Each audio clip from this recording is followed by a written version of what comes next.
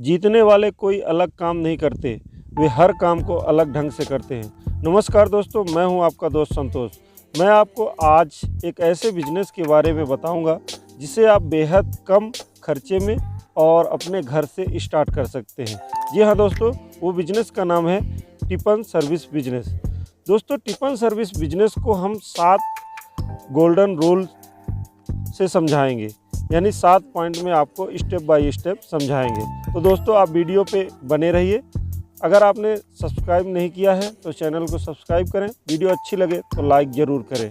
दोस्तों, आपके एक कमेंट हमारे लिए बहुत ही उत्सुक भरा रहेगा, प्रेरणादायक रहेगा, तो प्लीज़ कमेंट ज़रूर करें। दोस्तों, इस बिजनेस को कब करें, पहला स्टेप है कब करें। दूसरा स्टेप है कि इस बिजनेस को हम कैसे करें। तीसरा पॉइंट है कहाँ से शुरू करें इस बिजनेस को। चौथा पॉइंट है किन किन चीज़ों की ज़रूरत होगी। पांचवा पॉइंट है कितनी लागत लगेगी।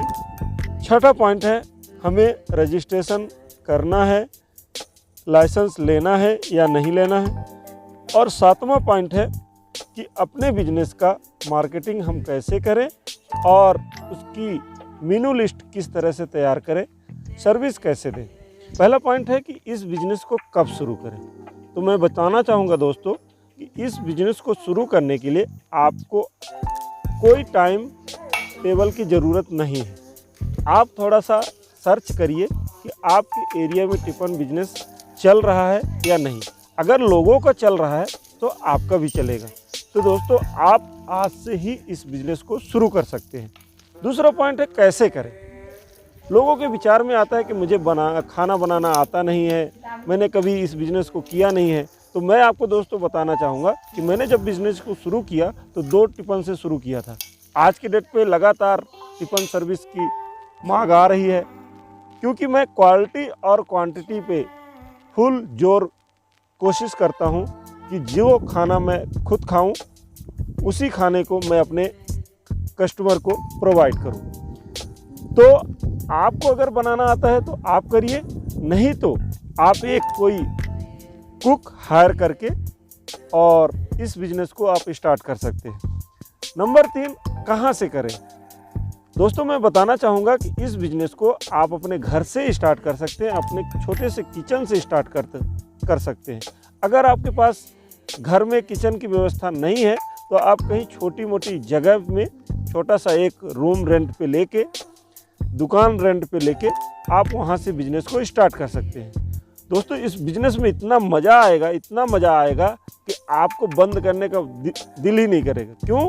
क्योंकि आप जब खाना खाओगे तो आपको अच्छा लगेगा, तो लोग भी खाना खाएंगे तो उनको भी अच्छा लगेगा, वो एक दूसरे को प्रमोट करते जाएंगे, तो आपका बिजनेस चलता जाएगा। चौथा पॉइंट है क्या क्या ज़रूरत है। इस बिजनेस में थोड़ी बहुत आपको टिफ़िन खरीदनी पड़ेगी। जैसे शुरू में मैंने 30 टिफ़िन खरीदी, फिर उसके बाद धीरे से 10 टिफ़िन और बढ़ाई, फिर 10 और बढ़ाई, फिर ऐसे बढ़ते बढ़ते आज की डेट में 60 से 70 टिफ़िन मैं खरीद चुका हूँ। तो दोस्तों, मैं आपको बताना चाहूँगा कि कुछ आपके घर के घरेलू आइटम्स हैं, जैसे सिलेंडर है, चूल्हा है, कुछ कढ़ाई है, कुछ चमचे हैं, कुछ पतीले हैं। इन सब का आप इकट्ठा करके वहाँ से बिजनेस को स्टार्ट कर सकते हैं। 5वें पॉइंट में आते हैं कि कितनी लागत लगेगी। इन सब को खरीदने में अगर आपके पास नहीं है तो मिनिमम 25 से 30 हज़ार आप खर्च करके आप यहाँ से बिजनेस स्टार्ट कर सकते हैं। अगर आपके पास सामान है तो आप टिफ़िन बस खरीद लीजिए और बिजनेस को स्टार्ट कर दीजिए। 5वां पॉइंट आपको मैंने बता दिया कि लागत कितनी लगेगी।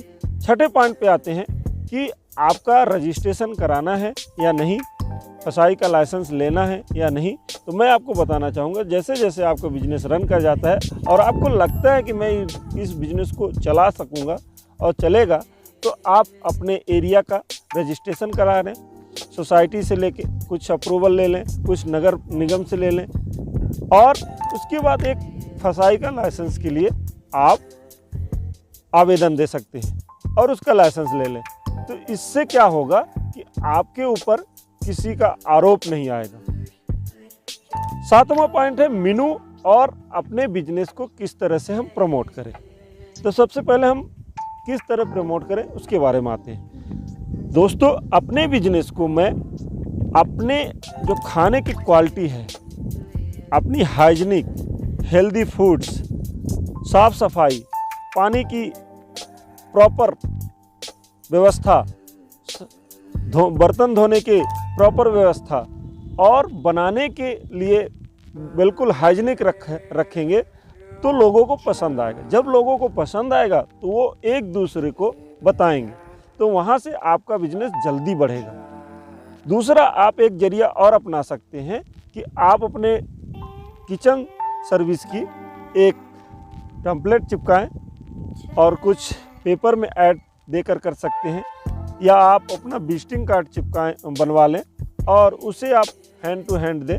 तो इससे क्या है, आपकी पब्लिसिटी बढ़ती चली जाएगी। सबसे ज़्यादा आप अपने मेनू लिस्ट पे ध्यान दें। जब भी आप अपनी मेनू लिस्ट बनाते हैं, चाहे आप मंथली बनाएं या वीकली बनाएं या हाफ मंथली बनाएं, तो उस पर विशेष ध्यान दें कि जो आपकी कस्टमर की रिक्वायर्ड है, चाहे सब्जी की हो या दाल की, उसी सब्जी या दाल को आप बनाएं और उन्हें अच्छा हेल्दी और हाइजीनिक खाना खिलाने की कोशिश करें। क्योंकि ज़्यादातर लोग क्या है, पहले दूसरे महीने अच्छा खाना देते हैं, उसके बाद वो अपने कस्टमर से आर्गुमेंट करने लगते हैं। इसलिए मैं आपको एक सजेशन दूंगा कि आप अपने बिजनेस को अगर लॉन्ग टर्म चलाना चाहते हैं तो जैसा आपका कस्टमर बोलता है वैसा अगर आप खाना प्रोवाइड करेंगे, रेट आप चाहे जो भी रखें, तो आपका बिजनेस दिन प्रतिदिन बढ़ता जाएगा। सो दोस्तों, मैंने इस वीडियो में ज़्यादातर पॉइंट कवर कर दिए हैं। फिर भी अगर आपको किसी भी पॉइंट पे कोई सवाल है या आप चाहते हैं कि इस पे और बात की जाए, तो आप हमें कमेंट कर सकते हैं। और अपने आप को स्वच्छ रखिए, स्वस्थ रखिए, खुश रहिए। जय हिंद, जय भारत। Thank you.